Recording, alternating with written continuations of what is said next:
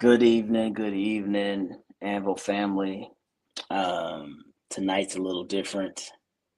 Coming to you on Thursday. We usually are on Tuesday, but things happened, and unfortunately, we're not able to make it on Tuesday night. And then, in waiting for this show, of course, the news broke yesterday that we lost our owner, the late great Jim Irsay. And so tonight, let's reflect on what type of owner he was, what type of organization he led. Let's just try to have some positive thoughts tonight. Sammy, start me up. Turn up your volume. Because you're about to listen to The Sick Podcast. Anvil Show. Intercepted! Marlon Jackson! Marlon's got it! We're going to the Super Bowl! We're going to the Super Bowl! Marlon Jackson with the interception!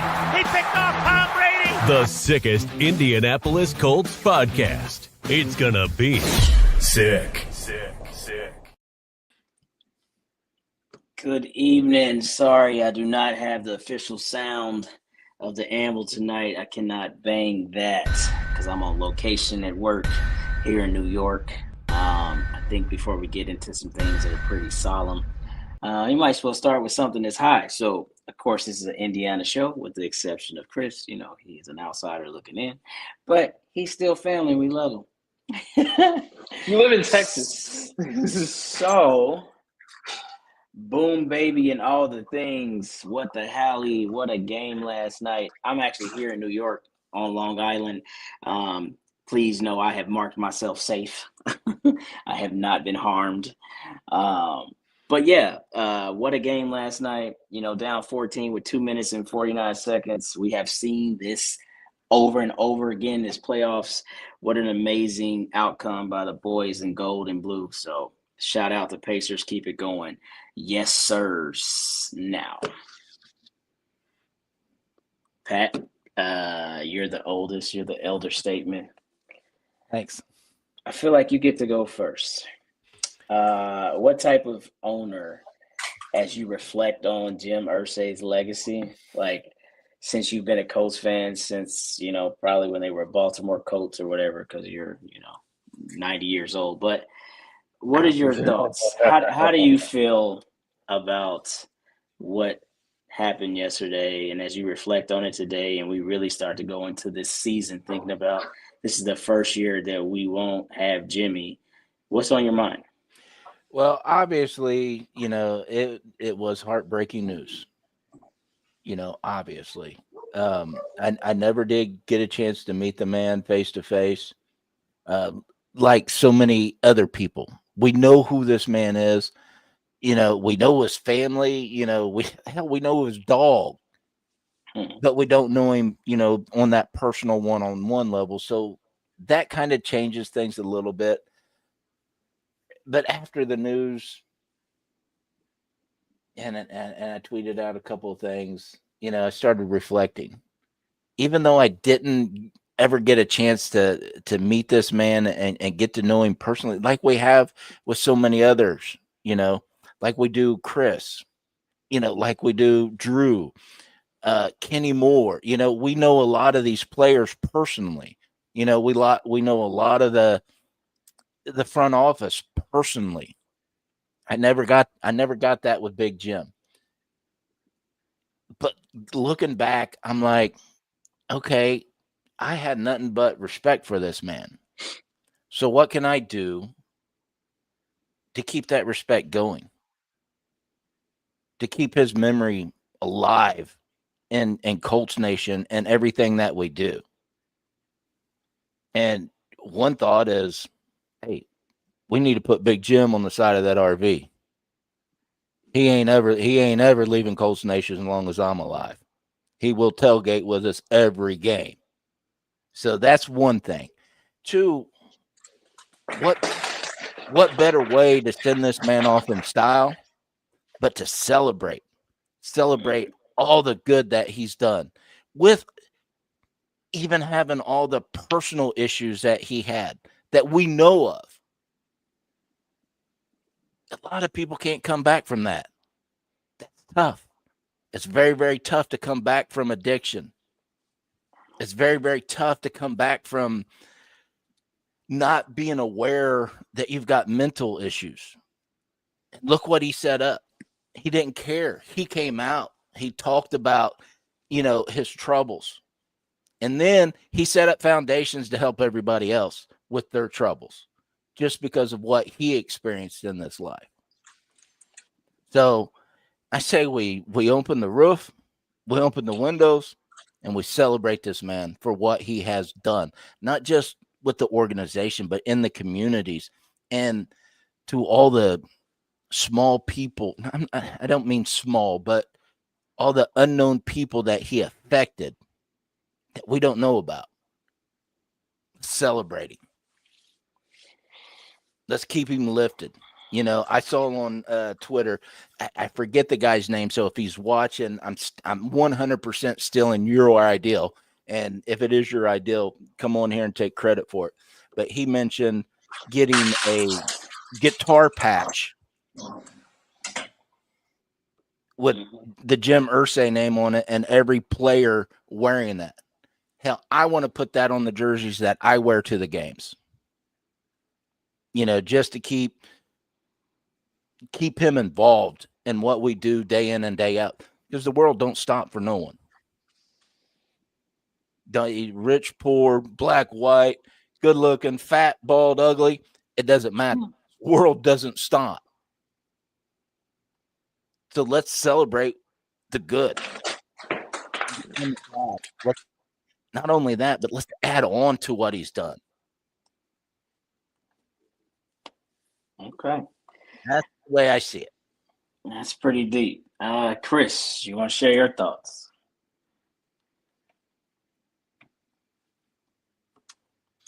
I'm sorry, it's muted. He wants to. He's just technologically can't. Well, him and his dog are fighting or something. So I think the dog wants to play. No, it's not time for that. But no, I think when we're talking like it's going to where you talked about like his struggles, because it was things that it's things that he went through, right? And the thing is, it was made public exactly what he was going through. And I think that the other thing is the fact that he, unlike some, was able to come out on the other side of it. But the thing is, it's not just necessarily coming out on the other side of it. It's saying, how can I make sure that people who don't necessarily have the resources, because Mans was a billionaire, let's just go ahead and say it for what it is.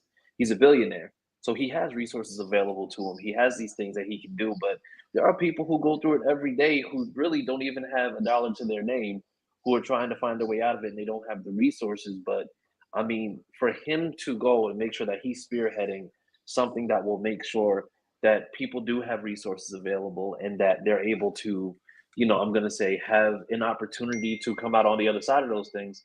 I think that's going to be the most important thing. I think somebody mentioned that since 2020, when they came out with it, I think they said that it's been, I think that they've contributed like over 30 million or whatever that number was, but whatever it is, it's been a robust amount that's been put into this program to make sure that people, not just in Indianapolis, but in different areas, are able to just go ahead and get the help that they need. So I think it's, when we talk about, who he is, he was somebody who had struggles, but he made sure that not only was he able to overcome his struggles, but he wanted to look out for those who may have also been struggling, that also needed the help that he, I'm going to say, was looking for at that particular time.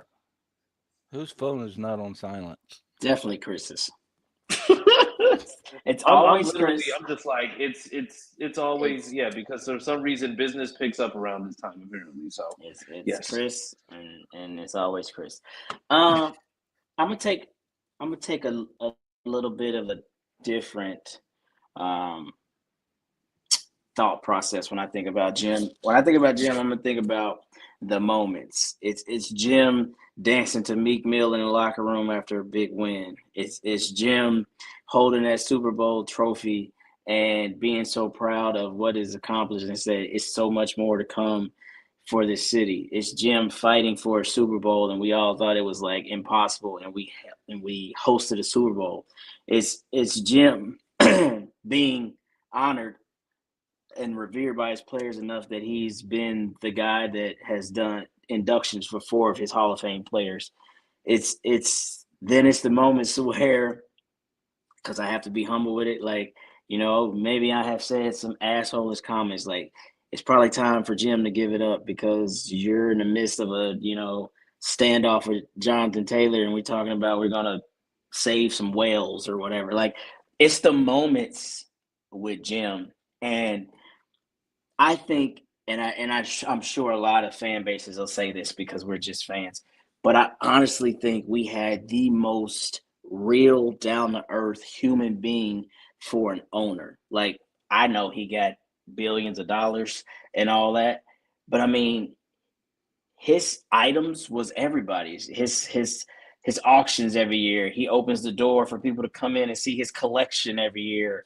For Just free. for Don't charge free. a dime. Yeah, just how he just gave back. And I seen something, yesterday that absolutely kind of like rocked me to my core. And I had never seen it before. Maybe I just missed it, but apparently a couple training camps ago, there's a guy that just yells out, "Hey Jim, I enter all your contests all the time. I never win." Like, da da da da da.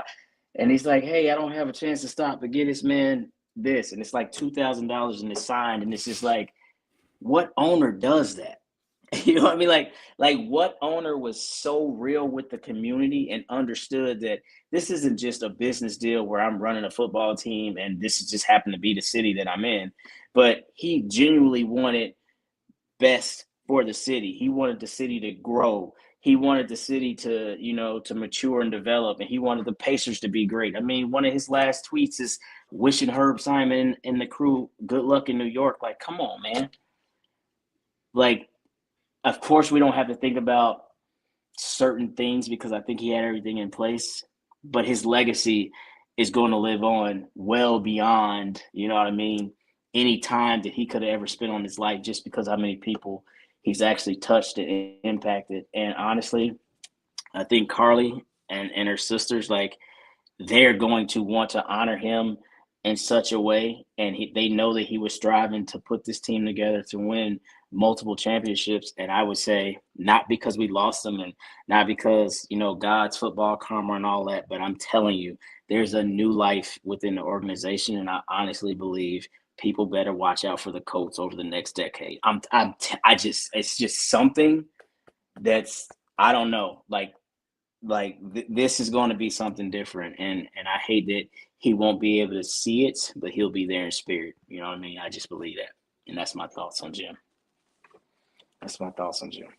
Yeah, man. I don't know. It's still not real, man. Like, I mean, because people have poked fun at his struggles. People have, like, we are in some of these Facebook groups that are absolutely ruthless, and they can't wait to crack jokes. And sometimes we're doing certain things kind of mindlessly, and we just, trying to say our organization, our city, our whatever is better than yours.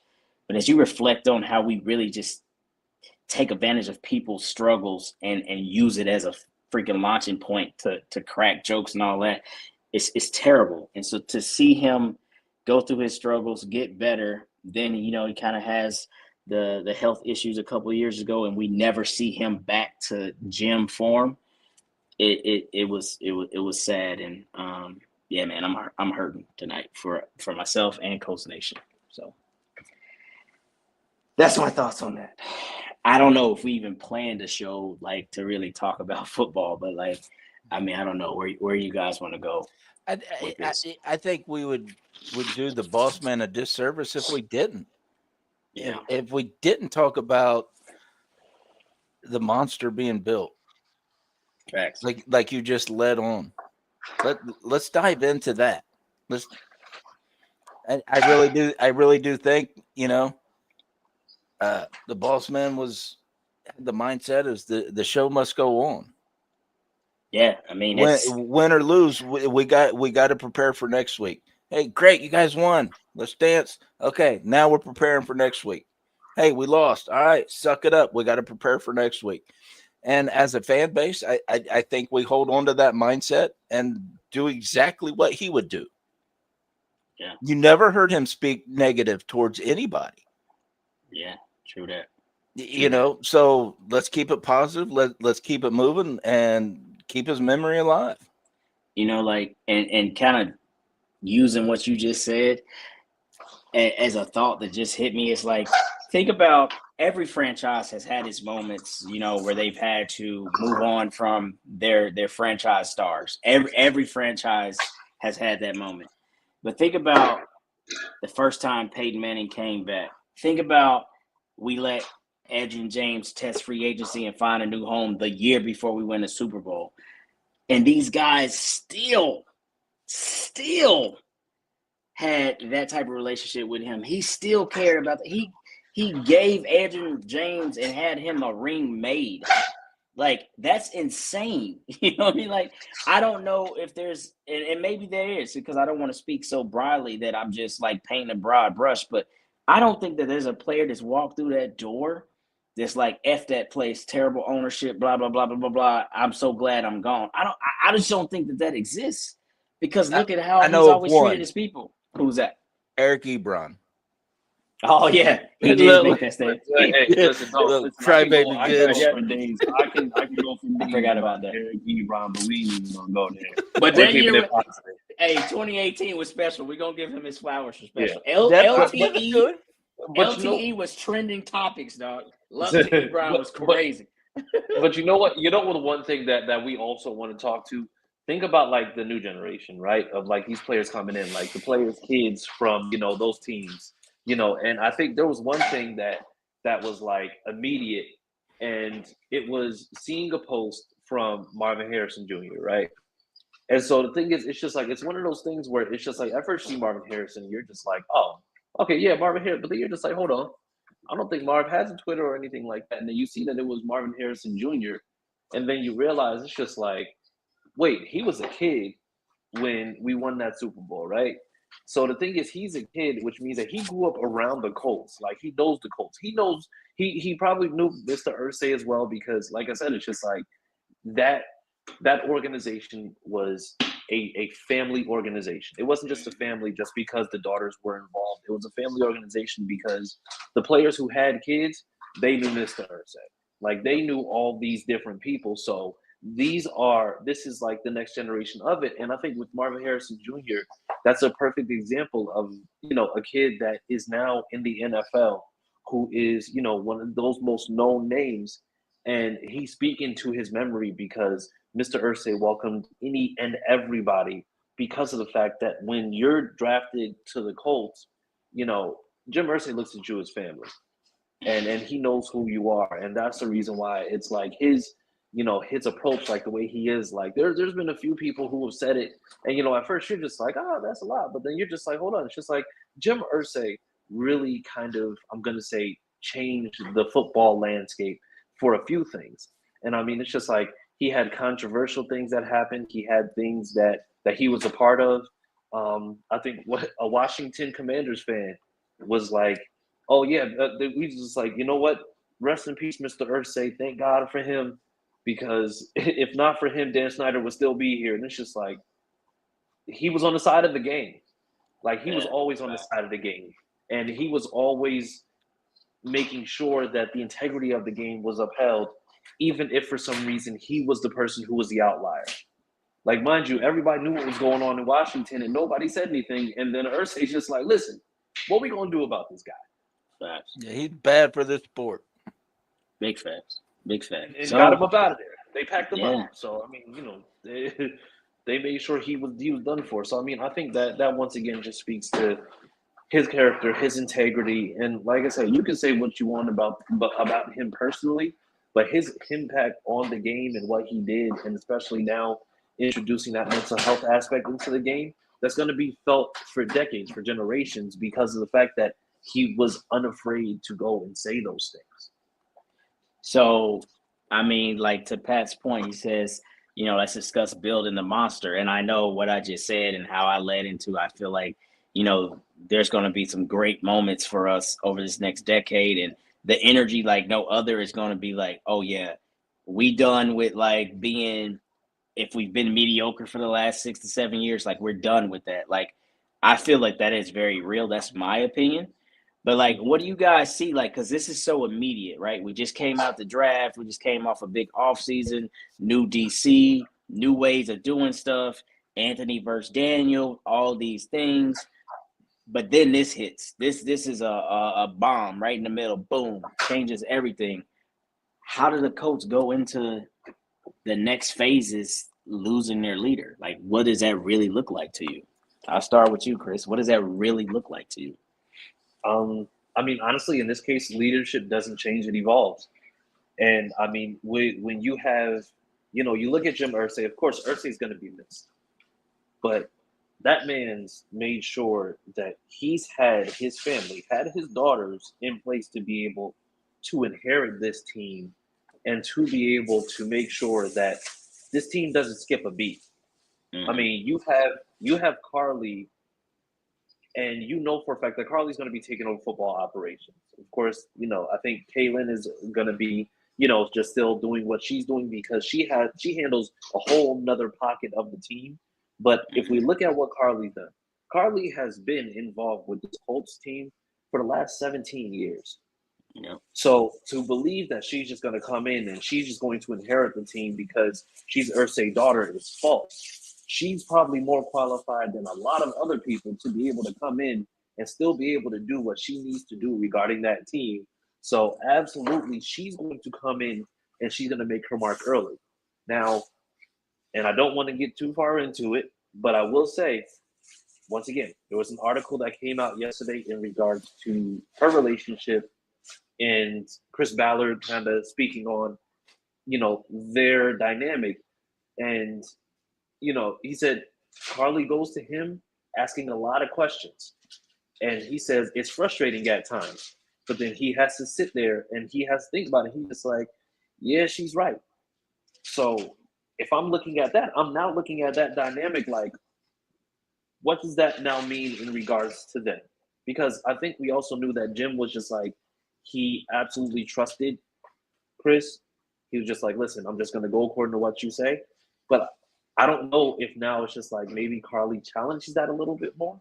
I don't know how that looks. But once again, that does beg the question, what is going to happen in regards to that relationship? Because that's going to be a big, big point of what's going to happen moving forward between the two of them.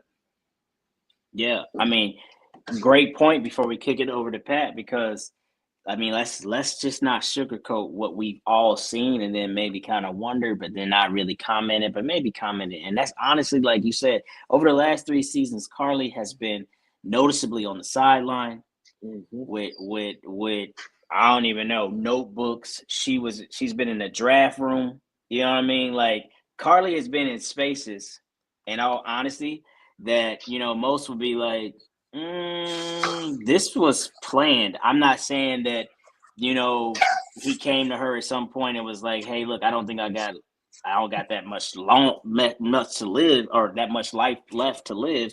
But I think he was definitely was like, hey, you need to understand this, and I'm going to make sure that you do. You know what I mean? And for me, I feel like if there's ever a person that we need to look at, and when we're thinking about Carly, I think about Carmen Diaz in Any Given Sunday. Like, I think her name in there was Christina Pagucci or something like that. And same type situation. Ownership got thrust upon her, but she was ready. You know what I mean? And Carly is going to be ready, and she's going to be a hound. And I think, because right now I can't think, outside of Tennessee and is it Minnesota? Like, what other women owners are in the NFL? That's about it. I want to say full-time, full-fledged owners is, I believe it's only Tennessee and Indy. Yeah, Tennessee. And like, it used to be Chicago. What's her name? She passed not too recently. Oh, yeah. But I think she was but wasn't she a partial owner, or had she? No, I think she was controlling owner because she took over for her husband. I can't remember the names. Because Tennessee is Amy Adams, right? Yeah, Amy Adams Strunk. Yeah. Yeah, and then now Carly, and I mean, wouldn't you behold, like, the rivalry switches to two ladies in the South, and it's going to be. I'm here for it. You know what I mean? I'm here for it. And I think, like you said, and I don't want to get ahead of myself, but if there's been a 8-9 year security blanket, if you will, for a certain person, gone. Look at Pat clenching up, thinking about his father. That Don't make hey me come through there and hey. do the hammering. Thank you I'll for the get hammer, you. Stacy. What you don't know is Colton really made that for Clyde. Pat's just keeping it warm till I get there. Because Nope. when I get there, I'm literally taking all the things I want, and that's the first thing I want. But anywho, staying on track, I will say, yeah, You're not worthy to even lift this, buddy. It even says so on it. Is there a name on it? Yes, No. Big P. Nothing that. By the way, permanent marker won't fix. The Bears' previous owner's name was Regina McCaskey. Okay. And she was 102. Oh well, yeah. So legacy for sure. But I'm here for it, man. Like the change is going to be. It's going to be new. It's going to be. Listen. What I'm saying is, I've seen there's times where I feel like Jim has been very patient. Though he wants to win, he's been very patient. You know, going that long from Andrew Luck to the next quarterback shows that. I'm not saying that the new gal on the block gonna have that same type of patience. I feel like she's gonna be more like her grandpa. Bob Irsay was much different. I didn't get to really see that because, you know, as a kid, I didn't really know nothing about ownership. But I heard, I mean, just the way he left Baltimore, he was very, this ain't what I want, this ain't what I like. Snap your fingers, good night. And I feel like she might be like a grandpa. And that could be a good thing. This would be a good question at training camp when we have our sit down with Chris. Ask him, ask him what kind of leader she's going to be. I honestly believe he'll be honest about it. And it wasn't just a few shows ago where someone brought up the fact that they seen Carly on the sidelines with headset and clipboard and all this. And we really started breaking down that she's been doing this. Yeah, facts. This conversation came up weeks ago, but now it's really relevant here because now it is her clipboard, 100%. We see her at training camp on the field the entire time, every single day. Some days she has her kids with us, some days she doesn't, but she's on that field watching, studying, paying attention. Now, is she going to learn more from her grandpa or her dad? I'm going to say her dad. And Teresa made a great point. The Bob Irsay years was rough when they came to town. Yeah, we really started getting better once Big Jim took over. Once Big Jim started spending some of the money to bring in this player, to do this, to do that, then we really started turning around. I don't see her going her grandpa's route. Well, I guess what I'm saying is not to completely upset, the status of the franchise and put us in a different space. But I'm saying aggressive approach. Bob was aggressive. So what I was using as an analogy, like he came to Baltimore, he's like, hey man, we're playing in a 40-year-old, 50-year-old stadium. Like this ain't gonna work for me. Right? You know what I'm saying? I'm trying to do something. Baltimore was kind of like, you can't take the Baltimore Colts, Johnny Unitas, all the other stuff. Hold my beer. You know what I mean? So what I'm saying is Carly might be like, hey, like for the last couple of years, we've had this approach. You got to do it this way. You got to do it this way. If we want that guy and that guy makes us feel like it's that step closer, we're going to sign that guy. I'm not maybe looking at, all the pennies and the nickels because that player is going to pay off for it when we bring another championship. So you believe she wants to be aggressive and get the winning pieces. Oh, yeah.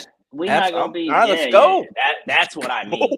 Let's go, baby. I'll take the comparison. Not because I know Bob was ruthless. He treated people bad. Jim's dad treated people bad, and Jim didn't do that. So, I don't think that she's going to treat people bad, but she's also not going to be, in my opinion, as patient. So, my bad, Chris. Go ahead. You're fine, and I think just still going along with that. You see, I think Jim Irsay had a certain view of things that allowed him to still be able to say, okay, yeah, I trust the vision. I see what he's talking about when we're talking about letting guys develop and doing it primarily through the draft, making sure that, you're not overspending and this, that, and the other. Whereas if you're looking from Carly's perspective, you're seeing that you hear what's being said, you hear the vision, you to look a certain way. And because of the fact that it's Irsay, or because of the fact that it's Big Jim, you're just like, you know what? Okay, we're gonna see.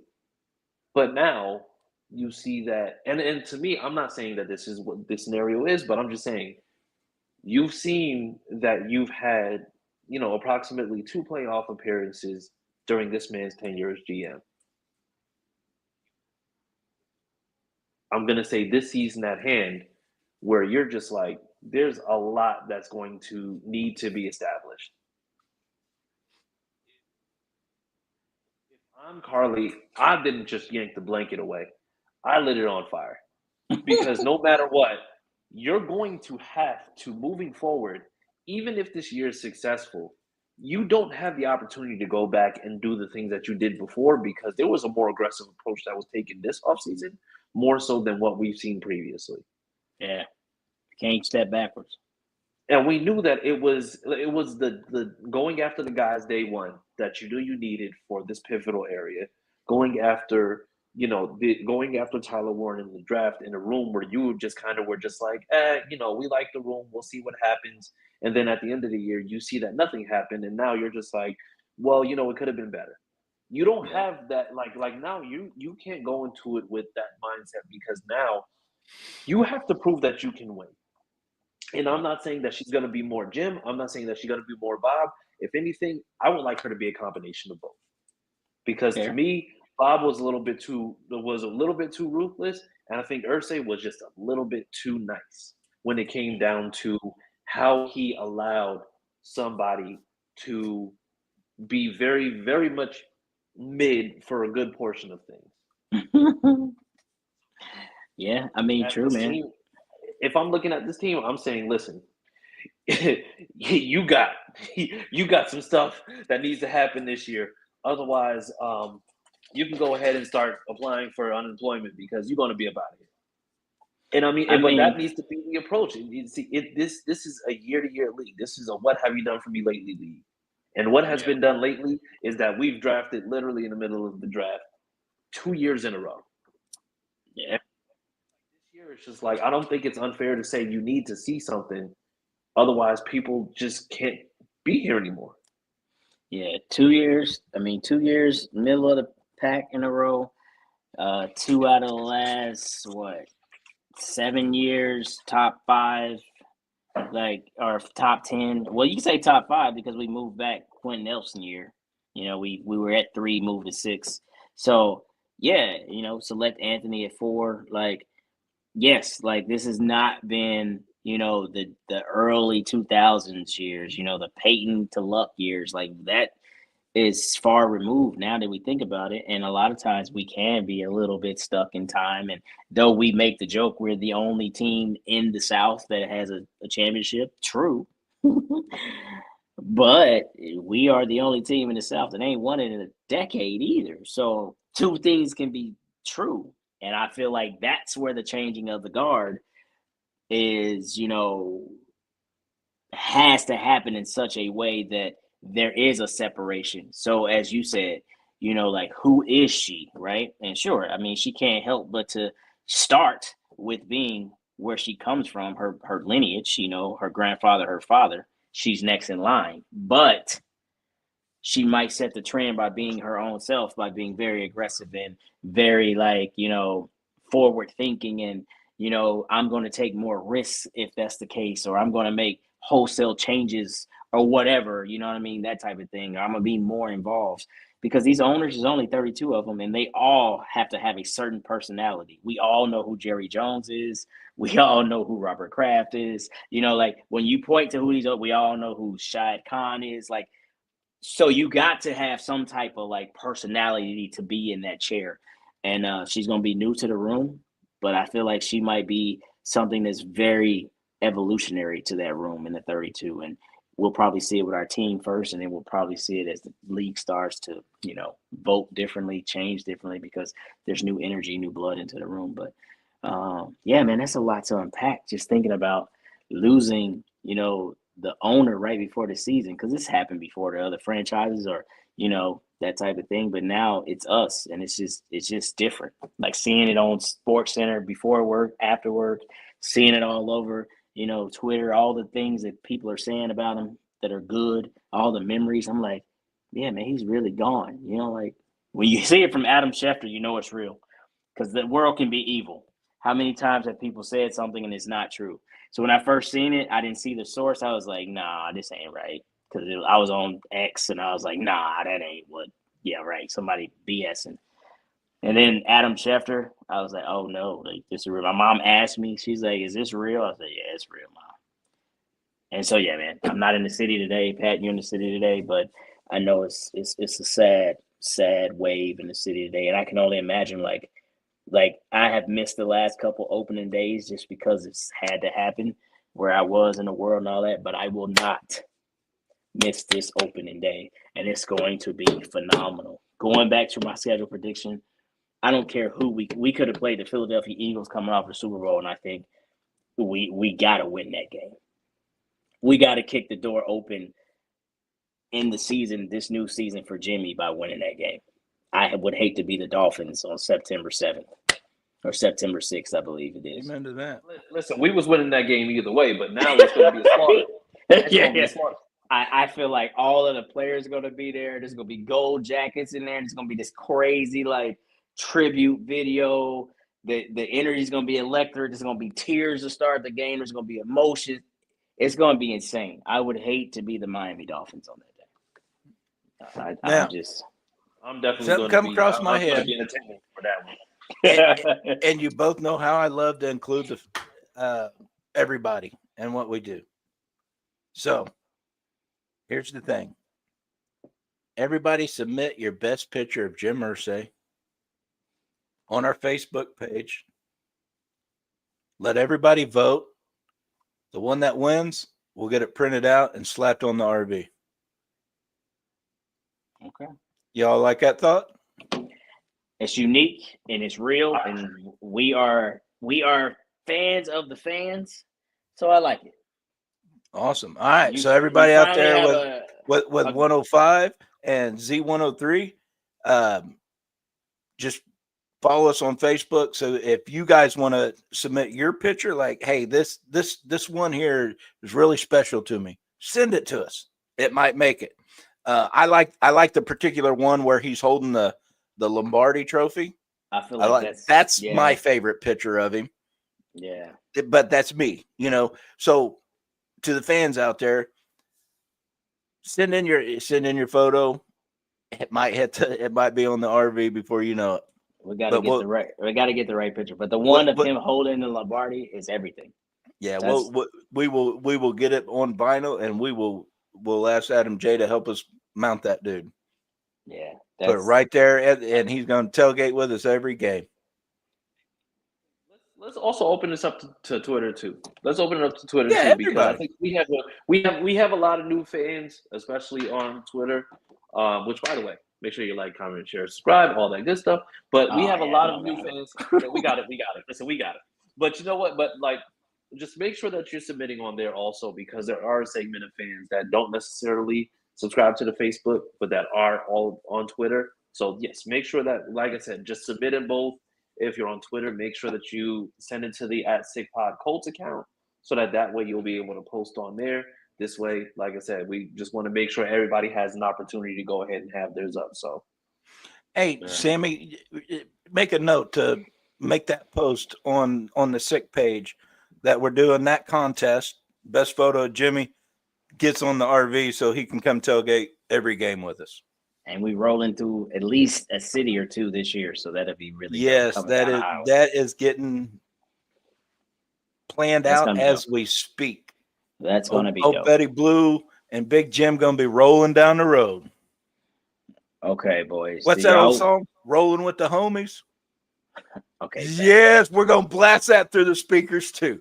I don't have the capability, but I'm simulating button being pressed, and it's one or two. It's either bruh or it's Omaha. So you choose which one you want, because either way, Yes. butting is being Well, pressed. with Chris's reaction, I'll take the Omaha. Okay, there it is. All right, boys, we got a few more minutes left. Do we want to transition to anything football related before we get out of here? Meaning like actual, X's and O's, roster moves, if there is, expectations, what we seen during, the mini camps, OTAs, anything. What you got? I got one, and Chris, I might have been stealing your thought. If you want to take it, go ahead. Oh, no. Talk about your camp day, Kenny Moore. Hey, What the there hell? we go. Come on. Yes. Go ahead, Chris. Yes.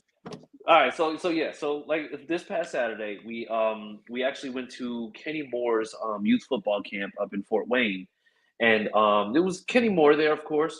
But we had some unexpected guests. So Drew Ogletree came through, friend of the podcast, and Jalen Jones. He actually also came through, new friend of the podcast. So we got a chance to kind of talk to them. If you haven't already, you can actually see Jalen Jones' interview. Should be on the YouTube page already. If you haven't checked it out, just go check it out. But we got a chance to kind of ask him, how he was liking the new system. And from what we understood, he, without necessarily giving away too much, it seems like Jalen included, but it seems like the defensive players are actually liking the new defensive system. Like they're liking what Lou's inputting, and he's like, yeah, and just I asked him for a second about, so does that mean that you're gonna be able to, not just have to kind of, read and react? Like, are you gonna be able to play a little bit more, like a little bit more man zone press? And they said, yeah, all of it. All of it. He's just like, yeah, we're gonna be able to do it, which to me personally, when you see Jalen Jones in person, dude's like 6'3". I mean, wingspan, it's crazy. Like him, he's going to benefit like crazy from being able to play in more than one way, to be able to actually play in a more aggressive point. Because that's something, and like I said, I'll let Pat get that because he heard that and he just absolutely went wild. But go ahead, Pat. Yeah, I absolutely did. If you want to see me make a fool of myself, go watch the Kenny Moore interview, because I got tongue-tied because Chris asked a question, the difference between Gus and Lou, and he started talking about, well, we're definitely going to be more aggressive. And my brain just friggin' lit on fire because we've been screaming about how this defense isn't aggressive at all. And when Kenny came out and said I was just thinking 1,000 miles a minute, and my mouth could not keep up. I blah, blah, blah, blah, blah, blah, blah. Well, And I looked at Chris, and Chris said, okay, I got it. Back to me. He was just like, oh yeah, this is definitely going to be more aggressive. And then he started making that face like when the mask saw Cameron Diaz in the mask. Like it just like, sir, can we relax a little? Well, to be honest, we get to see you make a fool of yourself every Tuesday and or in this case Thursday night. Yeah, but this was a special kind of fool. Absolutely, okay, so this is a different kind of I got it. And that's cool to hear, because in all honesty, like being for real and being straight and true, like it's crazy that you have to ask a question to an NFL player that plays defense, and the question is really saying without saying, like, so you get to play football now? like you actually get to play football now. Like, we're tackling people, we're being aggressive, we're pushing people, like we're not just playing like come this way and I hope that you catch it so I can tackle you, but it'll be short of the first down. Like, we have played that way for entirely too long. Even going to some of our glory years. The glory years, we still played very soft zone. We had better, in my opinion, personnel to maybe help it along at times. We got the bookends of Dwight and Robert Mathis, Bob in the back, that type of thing. But still, that was still a very soft approach. We used to get torched in the run game. We used to get torched by Phillip Rivers underneath to what was it, Vincent Jackson, and just crazy stuff. I don't even want to bring list. Yeah. And so to hear that is one thing, but the first time everybody's like actually in a game and we really watching like, oh man, we really running concepts. You know, we're playing quarter defense, tons and tons of DBs back here, but these DBs have the freedom to play football. We're rushing people off the edge. People are standing up. Latu getting one-on-ones, like, because they're creating chaos. And I'm like, I'm not gonna know how to watch this. I'm like, are we watching the Eagles? Are we watching the Chiefs? Like, this is our defense. Like, I might be more excited for the first couple games.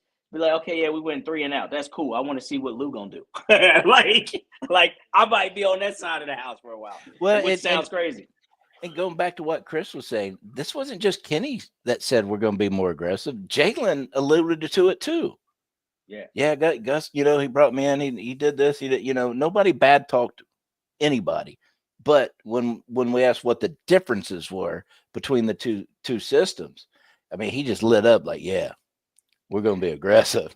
You know what I mean? Both defensive player, marquee defensive players out there that we got to talk to, both said the same thing, and that's got me pumped.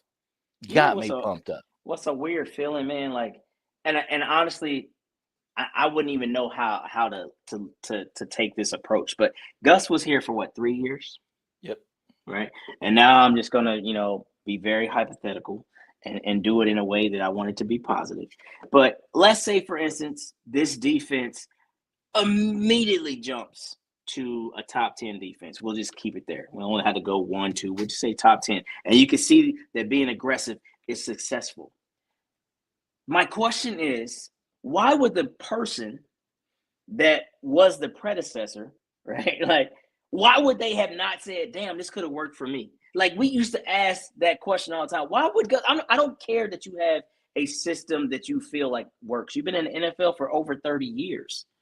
So you've been able to see multiple things. Like, are you telling me you just couldn't, like, you had too much pride in what you believe in that you couldn't make adjustments? But you're seeing a guy with, I say, 75% of your defense be awesome. How does that work? Yeah. But I think that's because of the fact that when you refuse to adapt, then that means that you basically just stop evolving. And when you stop evolving, that means you're stuck.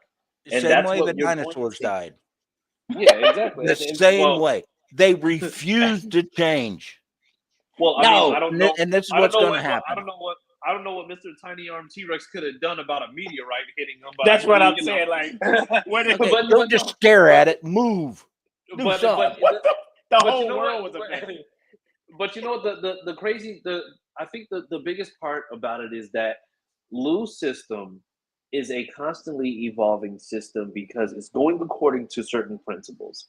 But what we do know is that you're going to see more, you're going to see more secondary personnel a lot of the times than you will see, I'm going to say maybe those front seven. And he also may just go ahead and switch it up. You know that he's going to go according to what you're going to see on the opposite side of the ball. We know how many times he's won against Kansas City and how his Cincinnati defenses have always given Kansas City fits.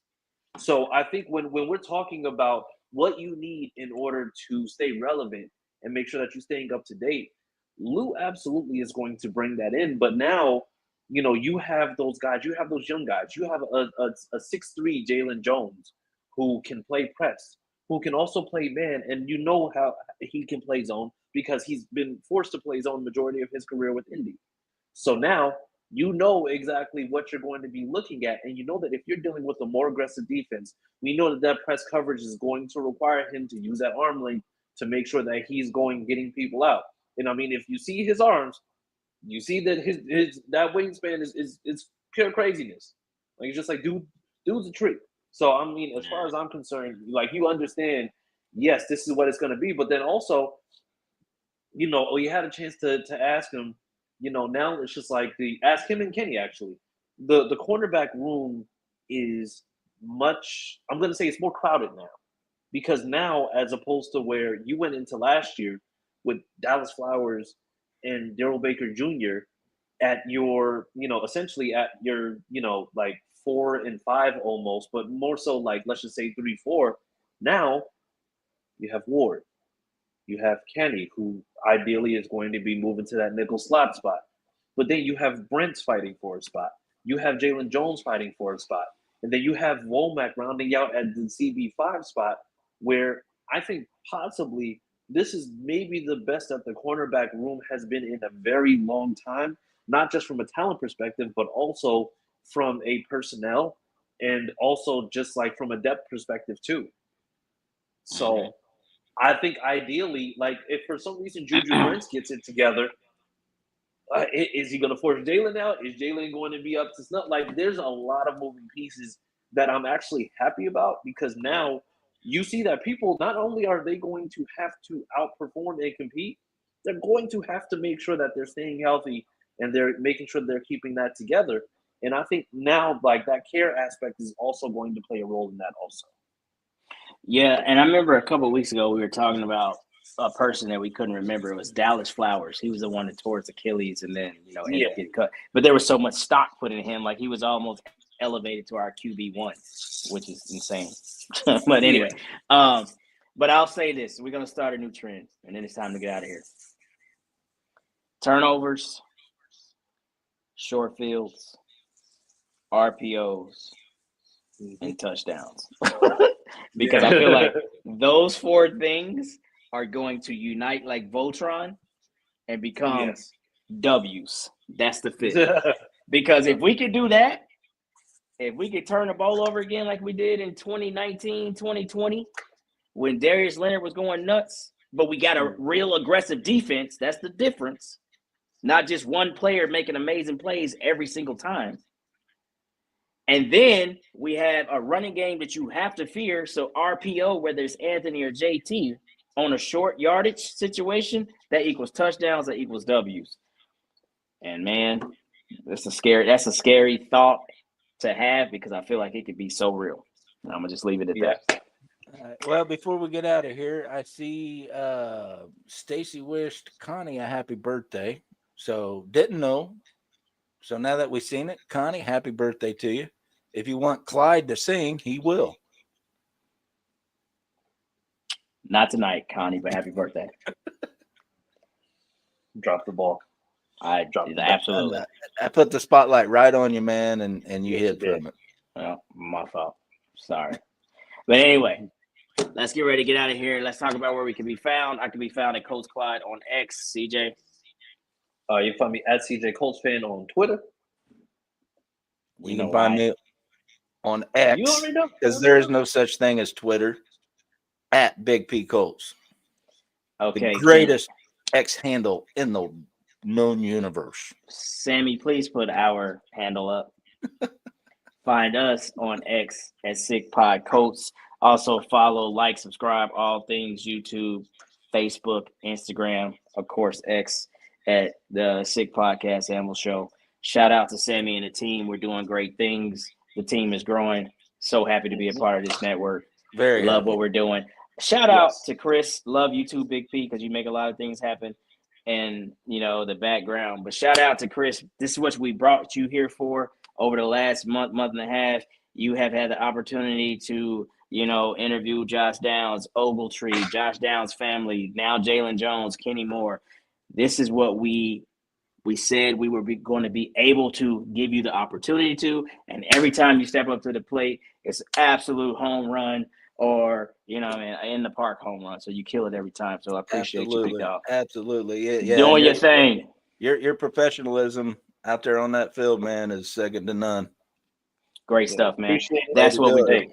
Way to do it, Bubba. Hey, listen, I appreciate the opportunity, and more so than anything else. I mean, we're going to hear it either way, but I mean, like I said, it's just like everything that we do is because we have a great team and because we got God watching over us, making sure that everything we do is blessed. And, like I said, this is a great team, so I appreciate y'all. Now, you got one more task to do. Oh, no. There's a certain group that hasn't paid up their debt to the Anvil. Oh, matter of fact, Josh Senior hit me up and asked or something. I was like, I have no idea. So I forgot. I think it was they just have to say something good about the Titans or somebody about the other AFC South teams. So I think what we're gonna have to do, but they had to do it on the live stream. So I think we possibly have to coordinate. I think maybe having them on here So this way they can go ahead and be grilled by the fans. And so, yeah, we'll just go ahead from there if possible. Like I said, we'll talk about the semantics with Sammy, but yeah, That'd be fun. We'll have you set that up. But because we love you, Chris, you can't get out of here without getting razzed. I will say this. We love Chris. Amazing when he's out there on the field doing his thing, but his memory at times can be a little.